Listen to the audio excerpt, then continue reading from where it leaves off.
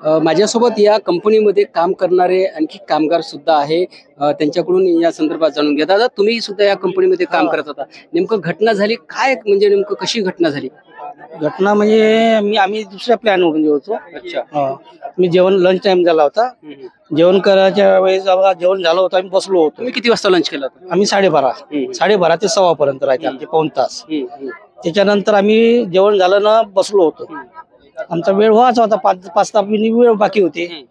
तर तिकडून आम्हाला तो हादसा दिसला. पुढं भडकलेलं दिसलं तर आम्ही पळायला लागलो.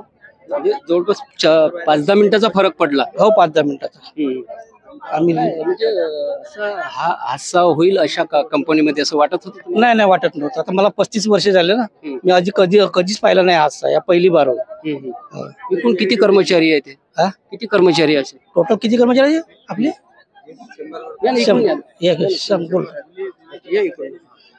तुम्ही पण या कंपनीमध्ये काम करता? ठेकेदारीवाले धरून 100 लोक आहेत तिथे काम करतात. हे जे मृतक झाले हे ठेकेदारीतले आहे का? हो, ठेकेदारीतले. याच्यामध्ये काय असा दोष कोणाचा वाटतो ह्या घटनेमध्ये? दोष म्हणजे कंपनीचा दोष आहे त्याच्यामध्ये. त्यांनी लापरवाही 10-12 दिवसापासूनचा बनलेला माल त्यांनी दुसऱ्या गोडाऊनला शिफ्ट नाही केला. शिफ्ट केला 10-12 दिवसापासूनचा माल तिथे जमा होता. त्याच्यामुळे हादसा झाला, जास्त मोठा हादसा झाला. जर समजा रोज जो तो माल जर शिफ्ट केला असता तर समजा असा हादसा झाला, एवढा मोठा हादसा झाला नसता. कंपनीमध्ये जो माल बनला जाते तो रोज शिफ्ट करत नाही का दुसऱ्या गोडाऊन मध्ये? ते तो त्यांच्यावर असते, कधी करतात कधी नाही करत अशा प्रकारचं राहते सर्व. त्याच्यामुळे हे सर्व मोठा हादसा झाला. आणि अँब्युलन्स नाही, भरपूर साऱ्या सुविधा नाही कंपनीच्या, आणि फॅसिलिटी नाही. लेट आले, 1 घंटा लेट आल्या. याच्यात जीव होता समजा तर लवकर त्यांना जर अर्ध्या तासामध्ये जर नेलं तर काही ना काही जीव वाचला असता. असं आहे ना. ॲम्ब्युलन्स बाहेरून बोला त्या 1-1.5 तास लेट आल्या. मग आणखी हे जे कामगार जे आहे या कंपनीमध्ये काम करणार आहे, आपण नक्कीच जे आहे जे त्यांनी जे सांगितली ती महत्वाची गोष्ट आहे की कंपनीमध्ये जे माल तयार होतो तो माल रोजच्या रोज शिफ्ट व्हायला पाहिजे, पण तो गेली 10-12 दिवसापासून तो माल शिफ्ट केला नव्हता, त्याच गोडाऊन मध्ये होता, म्हणून हादसा झाला. तुम्ही पण इथेच काम करता, काय अनुभव आहे तुमचा इथला? माझं फक्त शासनालाच एक म्हणणं आहे का महाराष्ट्राच्या जनता जेवढी काही आमच्यावली या भूमीवर जन्मलेली जे काही कामगार लोक एम्प्लॉईज आहे, कंपनी आहेत, कुठलीही कंपनी असो, त्या कंपनीत वर जसं ठेकेदारी पद्धती आहे ते बंद केल्याशिवाय अशा घटना घडणार नाही. बंद झाल्यानंतरच म्हणजे बंद होऊ शकते. ते जर बंद झालं तर कधीही असा माफ होणार नाही. नक्कीच. आता 5-6 लोकांचा इथे मृत्यू झाला आहे. तुमची काय मागणी राहील नेमकी त्यांच्या परिवारांसाठी? शासनानं काही मदत करावी आणि जे कंपनीत आहे मालक आमचे आले त्यांना सुद्धा थोडी मदत करावी. थोडी म्हणजे किती? जे आता गावकरी लोकांनी जे ठरवले तेच, बाकी आम्ही काही नाही. नक्कीच व्हायला पाहिजे. नक्कीच. आज इथे जे आहे पूर्ण जे शो आहे या ठिकाणी आणण्यात आलेले आहे. कर्मचारी आहेत का ते? नक्कीच जे आहे म्हणजे ठेकेदारी जी पद्धत आहे ती बंद करण्यात यावी. नक्की या कामगारांची सुद्धा असाच झालाय. सोलारचाही ठेकेदारी पद्धतीमुळेच झालाय. आमच्या इथे ठेकेदारी पद्धतीमुळेच हा हादसा झालेला आहे. याला जर आळा घातला नाही शासनानं तर असेच मृत्युमुखी कामगार पडत राहील. कामगार नम्र विनंती आहे. तुमची कामगार संघटना सुद्धा या ठिकाणी आहे. तुमच्या संघटनेतर्फे तुम्ही काय करणार?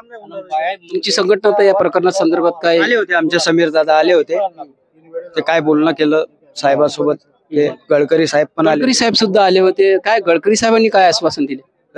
शासनाकडून जे काल बोलणं झालं होतं समीर साहेबांचं, त्यांनी समजा प्रत्येकी 5 लाख रुपये देण्याचं असं केलं होतं शासनाकडून. गडकरी साहेबांना त्यांना 10 लाख रुपये केले. शासनाकडून 10 लाख, आणखी 25 लाख मॅनेजमेंट कडून. पण आमचं असं म्हणणं आहे का ठीक आहे 25 लाख रुपये तुम्ही मान्य केले, पण आम्हाला लिखित स्वरूपात पाहिजे. ती आता काही लिखित स्वरूपात दिलं नाही. हा, असं तोंडी आश्वासन देऊन चालणार ते नाही. आप्त जे परिवार आहे त्यांचं ते म्हणणं आहे आणि आमचं त्यांना अनुमोदन आहे. नक्कीच जे गडकरी साहेबांनी जे आश्वासन दिलेलं आहे ते मौखिक दिलेलं आहे, पण त्यांनी ते लिखित मध्ये आश्वासन द्यावं असंच या कामगारांचं सुद्धा म्हणणं आहे. तुम्ही सुद्धा कामावर आहेत का? काय तुम्ही माझा भाऊ जो मनोज मोरे आहे, मी मनोज मोरे माझं नाव आहे, आणि माझा भाऊ सुनील मोतीरामजी मोरे या कंपनीमध्ये काम करत होता अगोदर, आताही आहेच तो. तरी पण आता या जो स्फोट झाला आहे याच्यामध्ये जे काही आता कंपनीचे मॅनेजर लोक जे आहे ते तर त्याच दिवशी पळून गेलेले आहे, आणि मालकाने जे आहे जे काही भरपाई आहे ते भरून द्यायला पाहिजे. हो, बस हेच माझं म्हणणं आहे, बाकी काही नाही. किती म्हणजे भरपाई दिली पाहिजे अशी अपेक्षा कामगारांची आहे. कामगाराची परिवारांना त्याला काय कम से कम 20,000 रुपये द्यायला पाहिजे, 20 लाख रुपये. नाही तर आता 10 लाख शासनाकडून आणि 25 लाख मालकाकडून अशी घोषणा तर गडकरी साहेबांनीच केली आहे. 35 लाख होते. हा ठीक आहे ना, तेवढी हा ठीक आहे ना, तेवढी जे मंत्र्यांनी जे आश्वासन दिले आहे, गडकरी साहेबांनी जे परिवारांना भेट दिलेली आहे, म्हणजे ते लिखित स्वरूपात देण्यात यावं अशी या लोकांची मागणी आहे. अजूनपर्यंत मौखिकच त्या गोष्टी झालेल्या आहेत. त्याचमुळे जे आहे या ठिकाणी आज तुम्हाला लिखित आश्वासन मिळालं नाही, म्हणूनच तुम्ही हे सगळे जे प्रयत्न या ठिकाणी घेऊन आले आहेत. गावकऱ्यांची जे आहे सर्व लेखी नाही भेटलं. त्यांनी कोणतेही एक प्रशासक आपल्या कंपनीचा जो कोणी असेल त्याला पाठवून द्यायला पाहिजे. आता जसं आम्हाला जे पोलीस यंत्रणेकडून माहिती मिळाली का बा चेक आणू नाही शकत, कारण आमचे जे मालक आहे बा ते पोलीस प्रोटेक्शन मध्ये आहे, तर केजरीवाल ज्या वेळेस दिल्ली सरकार शासन चालू शकते तर साईन का नाही होऊ शकत? बरोबर, का नाही होऊ शकत? याचं उत्तर द्या. आमचं काही म्हणणं नाही. तुम्ही मान्य केलं ना, आमचा विश्वास आहे कामगाराचा, पण जे आप्त लोक आहे ज्यांचा परिवारातले मुली मेले आहे त्यांचं काय? लिखित स्वरूपात आश्वासन आणि चेक दिल्याशिवाय तुम्ही इथून बॉडी हलवणार नाही हलवणार. गावकऱ्यांची ते मागणी आहे. आम्ही त्याच्यात एम्प्लॉईज आहे कंपनीचे, आम्ही जास्त हस्तक्षेप करू शकत नाही. आमचा विश्वास आहे, पण आम्ही पब्लिकला नाही सांगू शकत. आम्ही पब्लिकला काही सांगू शकत नाही. जे मान्य होईल ते पब्लिकच, जे करन ते पब्लिक करन, जे नेते लोक आले आहे ते सांगतील तसं सर्व काही. नक्कीच गावकऱ्यांमध्ये जो आहे मोठा आक्रोश या ठिकाणी दिसून येत आहे, आणि त्यांची एकच मागणी आहे. जो मी काय म्हटलं साहेब, काही इथे कंपनी आता चालू होती, इथे काही अथॉरिटी वगैरे काही आहे का या कंपनीमध्ये? तुम्ही बघितलं असेल, बघितलं का तुम्ही? नाही, काहीच नाही. आता ते सध्या त्या कंपनीकडे अथॉरिटी होती नव्हती, ते त्यांची कंपनी रिन्युअल त्यांनी केलं, ऑडिट केलं, या सगळ्या गोष्टी चौकशीचा तो भाग आहे आणि येईलच समोर. तर आता तुम्हाला वाटतं ना का काही ना काही आता जे गोरगरिबाचे जे लेकरं मरण पावली आहे मिळालं पाहिजे, त्याच्यामध्ये काही भेटले पाहिजे ना त्याला. एकंदरीतच हे जे कामगार होते आपल्यासोबत जे बोलले, हे या ठिकाणी काम करत होते आणि त्यांचा अनुभव तुझा सांगितला आहे.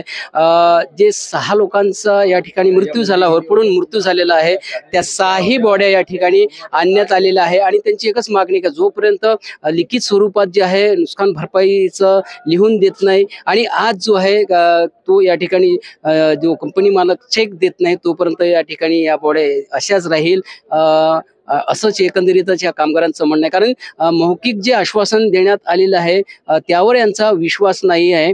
जोपर्यंत लिखित स्वरूपात देत नाही तोपर्यंत इथून आम्ही हलणार नाही, असंच एकंदरीत या सर्व कामगारांनी सांगितलं आहे. बघत राहा WH न्यूज, लाईक करा, सबस्क्राईब करा. धन्यवाद.